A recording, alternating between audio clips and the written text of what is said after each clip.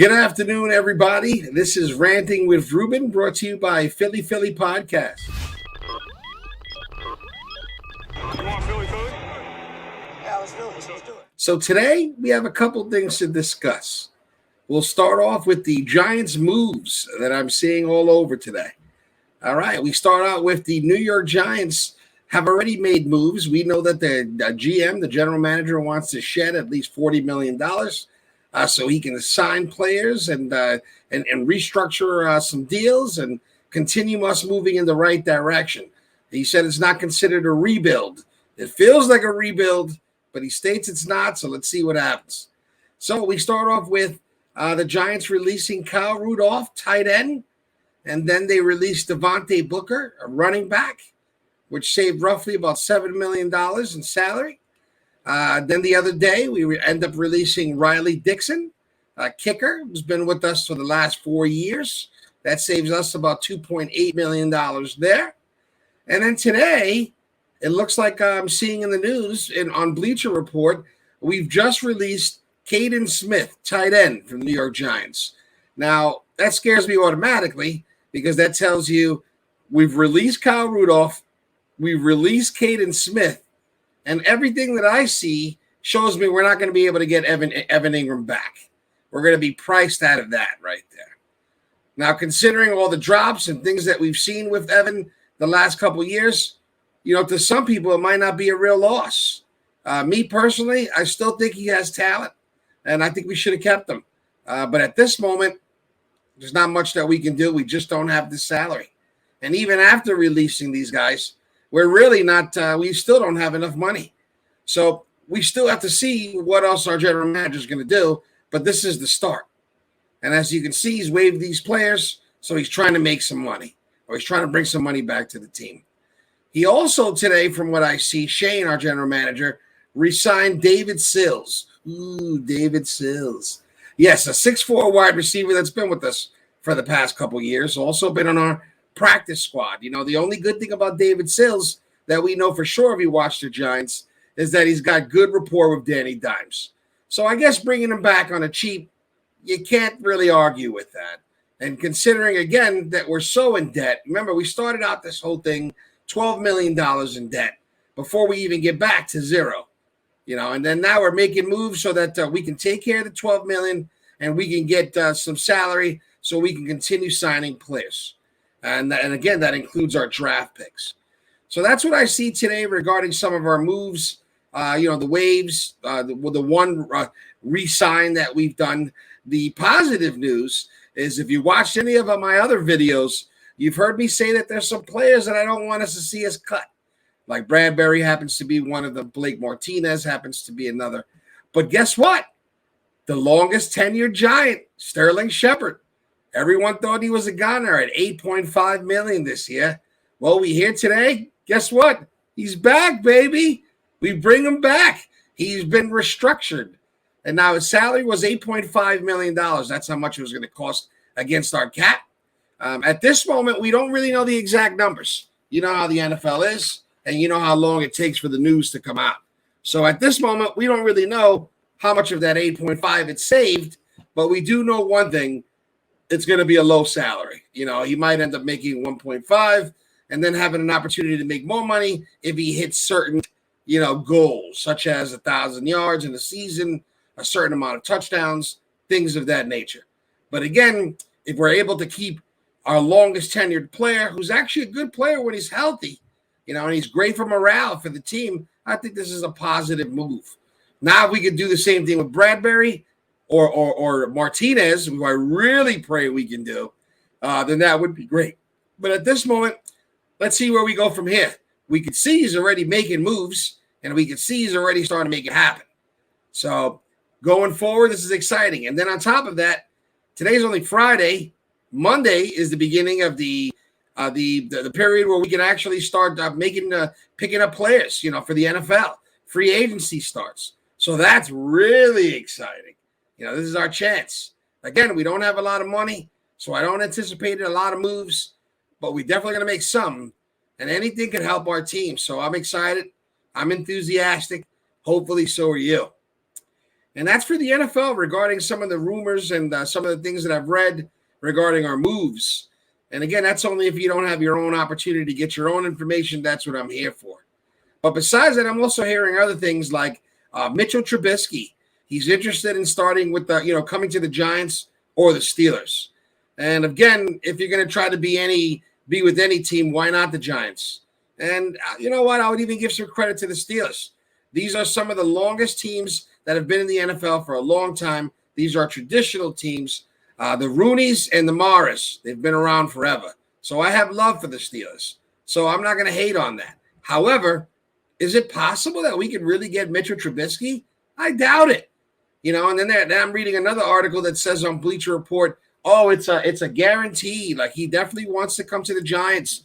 He had Brian DeBoer, our new head coach, as his offensive coordinator with the Buffalo Bills last year, and he gave rave reviews. And all of that sounds great, but you're forgetting, for starting, for backup QB, if he has any experience and is going to give any competition towards the QB, which is why I'm thinking they're bringing him in.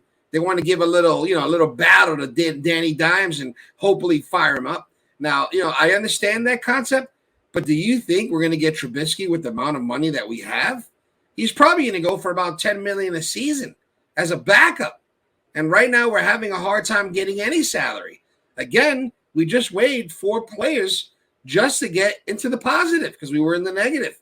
And we still don't have money for draft picks. We still don't have money for free agents. And yet I'm hearing Mitchell Trubisky is a definite lock to the Giants. Don't get me wrong. I wouldn't say no to Mitchell Trubisky. I wouldn't say no way. I'm just saying in the end, considering the salary that he's probably going to be able to make, why would he come to us for so little? And then on top of that, our GM has sworn, hey, we're going to give Danny Dimes every opportunity to do a good job. We've messed up his career, basically, is what he said. Not verbatim, but that's close to what he stated. And in the end, why would we bring in Trubisky? We're going to say, hey, Trubisky, come in. We're going to give you a lot of money. You're going to sit on the bench because we want Danny to start. So I'm not sure. Again, would I like it? Sure. That would be nice to have him in case Danny Dimes goes down. And he's shown the last couple of years that he can be injury prone. However, I just don't think we have the money for him. So I just don't see it happening. And that's for the Mitchell Trubisky scenario, or rumor that I'm hearing going to the Giants. That's just my opinion. I'm also seeing that Carson Wentz on the move again. How many times has this guy been traded, removed? I just don't understand. He's made so much money. He's made over $100 million. And has he really done anything? I'm not going to get into that. But the point is, his contract this year, he was traded basically from the Indianapolis Colts, which Frank Wright loved him last year. Couldn't wait to get him. Thought he was going to be the greatest pickup. The one thing that was totally needed on that team for the Colts to succeed. And now a summer later, he's now being traded to the Washington Commanders. Yes, the Commanders. Not the Redskins, the Commanders. So he's going there with this $28 million contract this year. $28 million to Carson Wentz this year. Plus, he gets a $5 million roster bonus this year. And it happens this week. So hopefully that's a good move for the Commanders. I think Ron Rivera is putting all his chips in the middle of the table. And he thinks probably Carson Wentz is the missing link. So good luck. Let's see what happens. Except when he play the Giants. Go Big Blue. Now I move on to another QB situation. And I see that Russell Wilson, which I'm blown away. Russell Wilson traded to the Denver Broncos. I was hearing that Russell Wilson was in the midst of trade rumors, and everyone was saying he was going to be traded, and he was going to go here, he was going to go there. I personally didn't think anybody would give them a big enough package, to be honest, or I wouldn't think or let me backtrack. I thought Pete Carroll wouldn't want to start from beginning with the new QB. But that's what happened. They traded him. They traded him to the Denver Broncos. And now the big question is, what does Seattle do at QB? What do they do? Does this mean that they're going to move up in the draft and try to get a QB? If that does happen, guess what? There's a 7th pick. There's a 7th pick available for the New York Giants, I'm hoping. So think about it. That might be something that's possible. And that's the QB moves that I'm seeing this week. On top of that, let's go to other moves. I'm seeing Bobby Wagner released by the Seahawks after 10 seasons. Looks like the Bears are making a lot of moves, I got to be honest with you. But let me not get into that yet. I kind of jumped the gun for a second. Bobby Wagner released by the Seahawks after 10 seasons. Where is he going? I think even at his age, he's still a good performer. And I think he's still got a couple years left in him. Bring him to the Giants if you ask me. I think he'll be a lock to make our team. But if not, he's still available, and that's a really good player on the free agent market. They've just added another great player. Now, back to what I was saying regarding the Bears. I'm sorry, my mind was on the Bears considering all the moves that they're making. You have the Bears releasing today nose tackle Eddie Goldman, and then later on in the day, they release Tariq Cohen, their running back. But it says that he failed his physical, and that's why they released him, which that makes sense to me. Goldman, on the other hand, now that's a player that can still make some noise, and I could see him being picked up by somebody. So 2 good players. And then again, why I mentioned the Bears in the middle of my talk, because right now as I'm talking to you guys, I see the alert. Khalil Mack. The Bears again make another move, and they trade him to the Los Angeles Chargers. So Khalil Mack to the Chargers. Well, that sounds exciting if you think about it, because if you know anything about the Chargers, you know about Nick Bosa. So you got Bosa, and now you had Khalil Mack, and that sounds amazing. That sounds scary.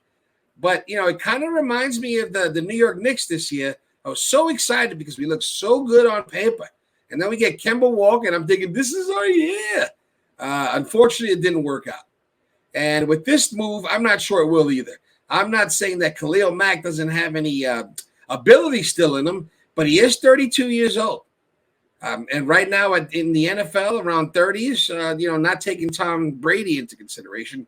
Once you start hitting 30, that's considered a downcline for most players. But who knows? We'll see what happens. We do know that basically the Chargers were able to give up a second-round pick, a 6th-round pick for this year.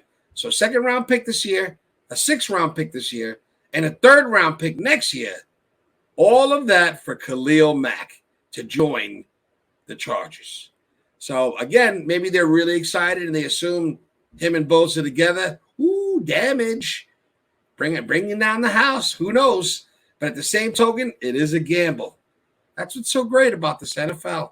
Besides the parity that I don't see in any other league, it's the greatest parity. There's tons of gambling. If you pay attention, there's gambling on every moves. The NFL is the best. So today, that's pretty much what I have for you. We went over some giant moves, giant rumors. We went over some QB moves in the season, from Carson Wentz going to the Commanders, Russell Wilson going to Denver, which are big moves. And then we gave you a couple other moves, as in Bobby Wagner being released by Seahawks. And then we have the Bears releasing Eddie Goldman, Tariq Cohen, and then trading Khalil Mack. So pretty busy week. And again, we haven't even started. Monday is the beginning of the free agency period, which even though my Giants don't have any money, I'm still excited because our GM is already making moves and he's already trying to get money so we can make moves. So hopefully we will. And hopefully we have a great draft. And I just want to say thank you for anybody that's watching. I really appreciate you guys. If you have any comments, whether you think I'm terrible, you enjoy what I'm giving you, anything you want to debate, I'm more than interested. I'm more than happy to get into a full dialogue and go back and forth. That's what I'm here for. So God bless you guys. I hope you have a great weekend. And thank you for listening with Ranting with Ruben. Have a great night. It's a vibe check right here from my boy Ruben. Yeah, that's Ruben. Like the sandwich. Welcome to my religion, making chess moves in my division. If you hate to love me, baby, then I'm probably Brady. Bojack, how they running back after commercial. I don't need no Wade Herschel when I'm coming to verse you. Bury you in the sands, cause I move like a lion. Get precise like I'm Bryce when I start 49ing. I'm a Viking, I'm a giant, no matter when you be trying to blitz. I got a nickel for every time that you miss. High ballin', get on your notes, cause I'm the coach. I'm present on every coach, the realest shit that I wrote. What would you give for the pages in my playbook? The holes in my defense, but I don't got no weakness. Vision when I draft a pick. Come on, so let's politic. One thing that we know the same, everybody love this game. We went from plaguing in parks to gladiators. We came to see who the greatest, from the fans to the players.